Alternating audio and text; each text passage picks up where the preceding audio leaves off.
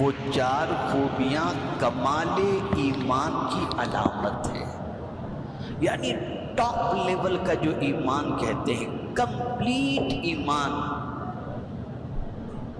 اس کی چار علامتیں ہیں۔ اگر کسی کے اندر یہ چار علامتیں پائی جائیں تو سمجھ لینا چاہیے کہ وہ پکا مومن ہے۔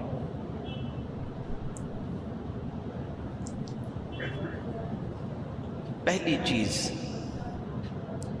الصمت وہو اول العبادہ، خاموش رہے،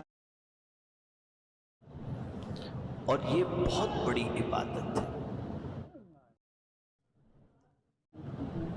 اور میں یہ سمجھتا ہوں کہ انسان پر جتنی بھی آفتیں آتی ہیں وہ ساری آفتیں زبان ہی کی وجہ سے آتی ہیں۔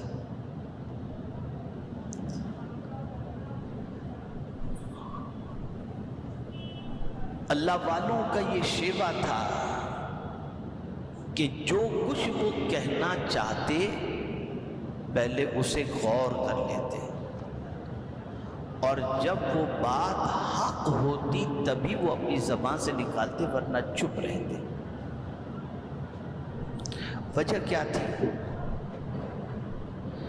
بھئی آپ کی اور ہماری پوزیشن یہ ہے کہ زبان کھلتی ہے تو بند ہونے کا نام نہیں لیتی، اور پھر اچھی بری صحیح غلط جو آیا بس بولتے رہتے ہیں۔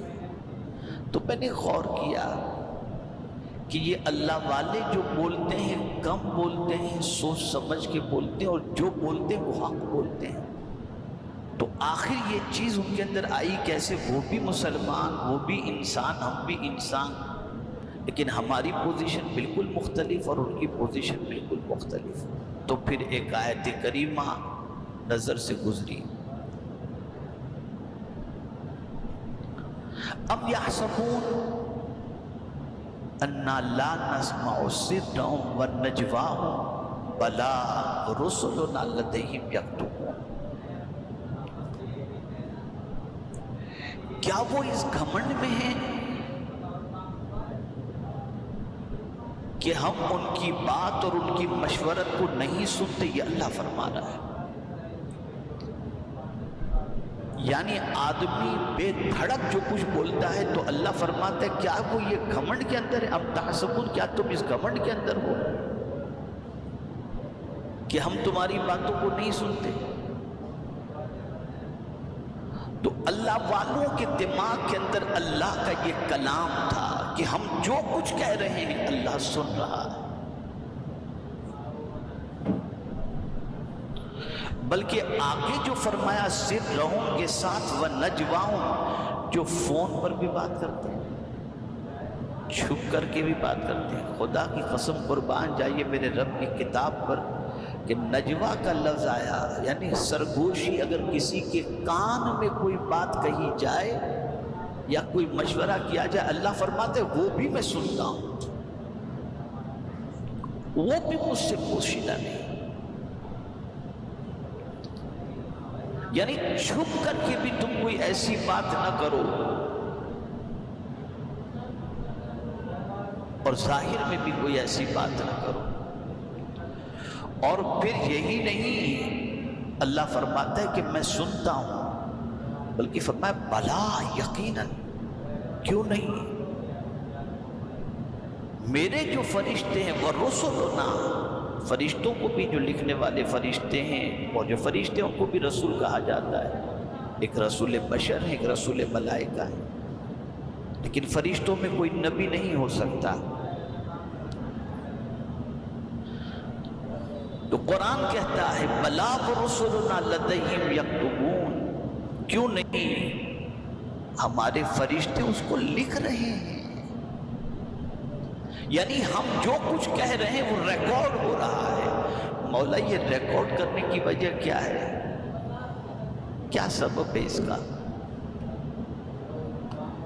بلکہ ایک مقام پر قرآن نے کہا ما یلفظ من قول الا لدیہ رقیب عتید، جو لفظ بھی تمہاری زبان سے نکلتا ہے فرشتے اسے لکھ لیتے ہیں، نوٹ کر لیتے ہیں۔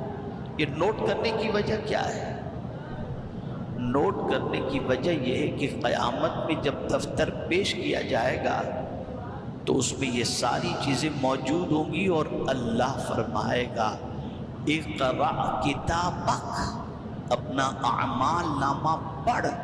تو اللہ والے کہتے ہیں کہ بھلا دنیا میں ہم ایسی کوئی بات کیے ہوں گے جو اللہ کی ناپسند ہو، جیسے مثال کے طور پر گانے، غزلیں، گالی گلوچ، غیبت، یہ ساری چیزیں، تو وہ تو اس کے اندر ہوں گی، اللہ کے سامنے پڑھنے کی طاقت رکھے گا کون؟ اس لیے کہ اس میں تو نوٹ ہے، محفوظ ہے۔